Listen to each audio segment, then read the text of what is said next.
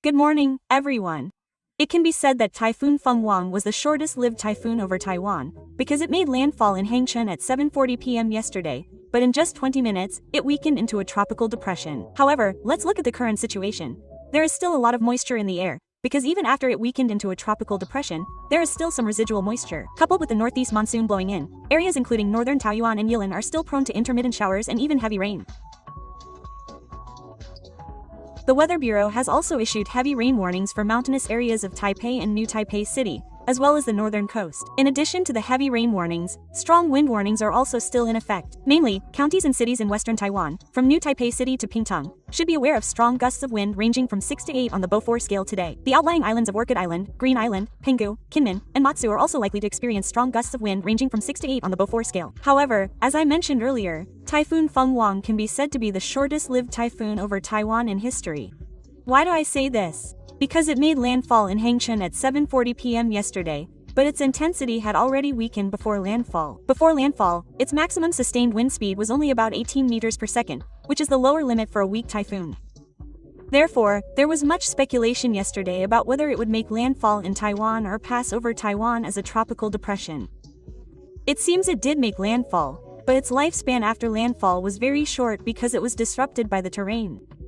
Therefore, in just 20 minutes, it weakened into a tropical depression over Taiwan. Actually, it was still a typhoon before, so you can see that the strongest sustained winds, including those in Dongji Island and Lanyu, reached level 12. Pengjiayu also recorded sustained winds of level 11. In addition, Hangchun and Xinwu also experienced sustained winds of around level 10. Now let's talk about rainfall.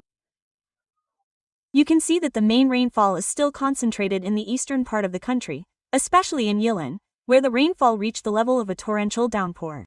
If we look at the highest single-day accumulated rainfall, on November 11th, in Dongshan, Yilin, the single-day accumulation reached as high as 795 millimeters, which is an astonishing amount of rain. In addition, in Suao, Yilin, the single-day accumulated rainfall also reached 648 millimeters, and it even broke the record for the highest single-day rainfall in November at the Suao weather station in Yilin. If we look at the 4-day accumulated rainfall, it is also very considerable, still concentrated mostly in Yilin.